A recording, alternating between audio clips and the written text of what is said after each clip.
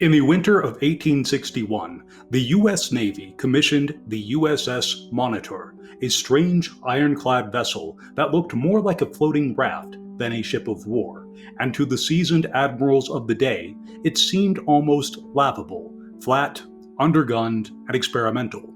But within months, it changed the course of naval warfare forever. When it met the Confederate Merrimac at the Battle of Hampton Roads, wood gave way to iron, and the ocean's rules rewrote themselves.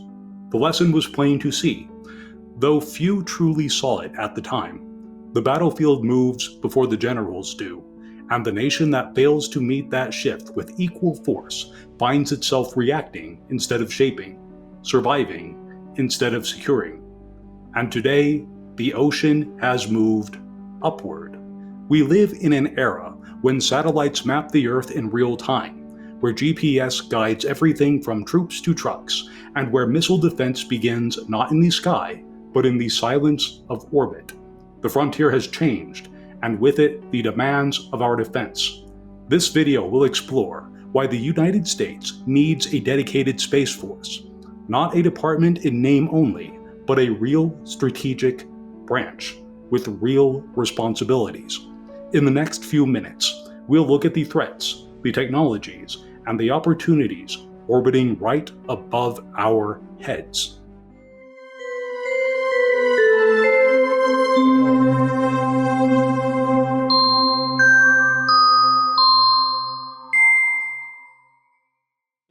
Hello, I'm Gene Botkin, and before we begin, take a moment to like this video and subscribe to the channel. We'll be covering space strategy, defense policy, and America's future in orbit. Your support helps keep this mission grounded and growing. There is a tendency to think of space as pristine, empty, removed from the earthly squabbles of men. But that illusion died the moment Sputnik beeped overhead. From the beginning, space was a military domain.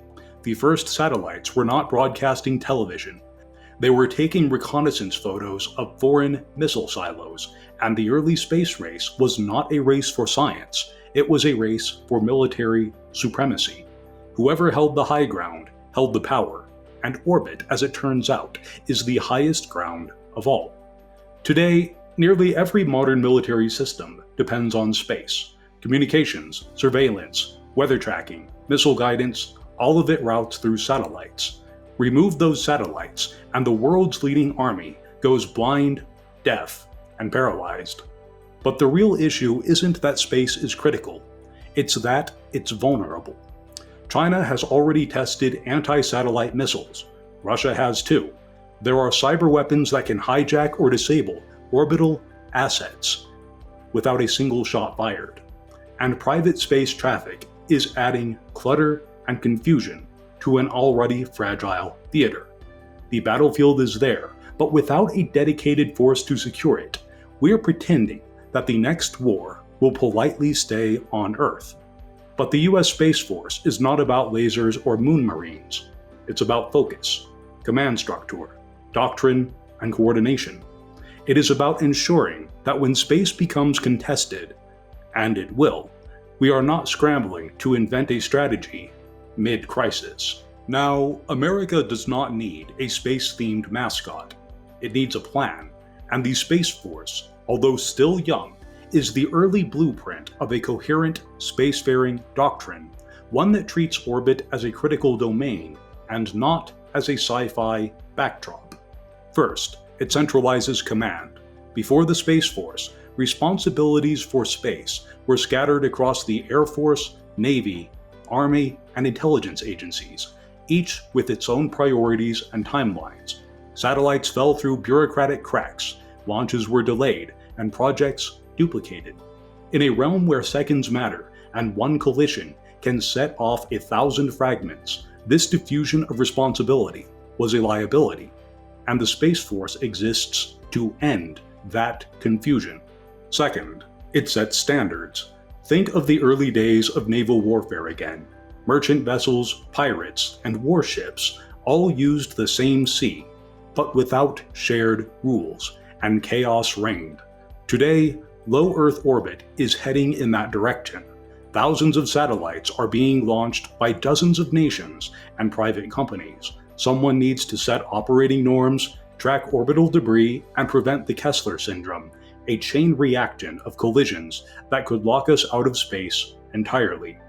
The Space Force is the best suited agency to do that. And third, and perhaps most importantly, it prepares for conflict while also deterring it. Deterrence isn't about threat, it's about clarity. When rivals know your capabilities and your resolve, they think twice. Ambiguity invites adventurism, and the Space Force's role is to make it known. America will defend its orbital infrastructure, and it has the means to do so. This doesn't mean that we should weaponize space recklessly. It means protecting the arteries that feed our modern life, communications, GPS, and climate monitoring. Our enemies see their strategic value, so why shouldn't we? Of course, defense is only part of the story. Every frontier power had both soldiers and settlers, people who guard the line and people who move it forward. The Space Force, if allowed to mature, could play both roles. Consider Antarctica. It is a place of science, cooperation, and peace. But it is maintained that way because the United States and its allies keep a presence there. Research stations exist because there are supply chains, safety protocols, and yes, security oversight. Space needs the same model. We can't expect American companies, universities, or even civilians to pursue long-term goals in orbit without some assurance of safety and continuity. That means there must be search and rescue protocols for astronauts. It means coordination for orbital construction. It means space traffic control, not just tracking, but regulating. And it means having boots, or at least code, in place before the first emergency hits. The Space Force cannot do this alone. NASA, commercial operators, and international partnerships all have their roles to play. But the Space Force can provide continuity. Politicians change, budgets fluctuate, but military mandates endure. If we want to build in space, then we must protect the time and space required to build. Because the vision motivating the Space Force isn't just conquest, it's permanence. Which leads us to wonder, what might happen to the United States if it fails to establish a foothold within the space domain? In the Cold War, whoever dominated space could see everything. In the future, whoever dominates space may control everything. Let's be plain about it. China is building its own orbital infrastructure, its own space station, its own satellite networks, its own global GPS equivalent.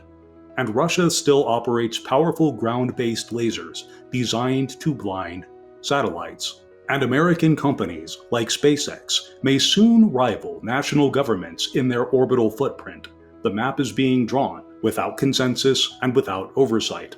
If America takes a backseat now, we won't get a second chance. Space is a place of inertia.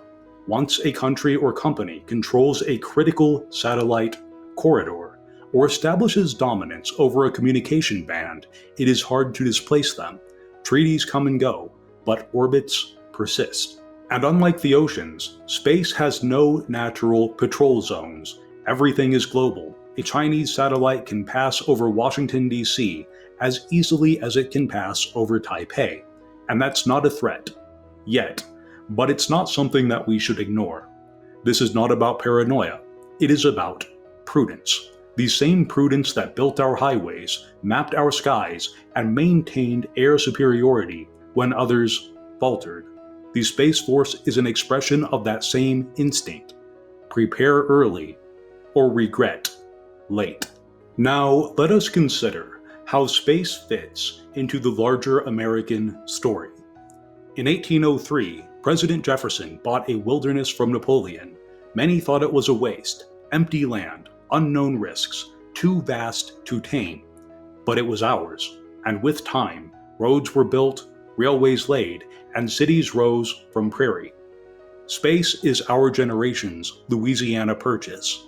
Distant, yes, but not unreachable, and once again, it falls to Americans to secure the peace, not for empire, but for order, not to dominate, but to endure. The Space Force may seem like a novelty to some, but a century from now, it may be remembered the way the Army Air Corps was remembered, quietly at first, but indispensable in the end. And if this video brought clarity or sparked a thought, then I hope you'll like the video, subscribe to the channel, and share it, because that helps the channel reach more people who care about the same questions. And until next time, keep your eyes on the skies and your feet on the ground. Let's build what comes next. With Elenarda, I'm Gene Botkin. End transmission.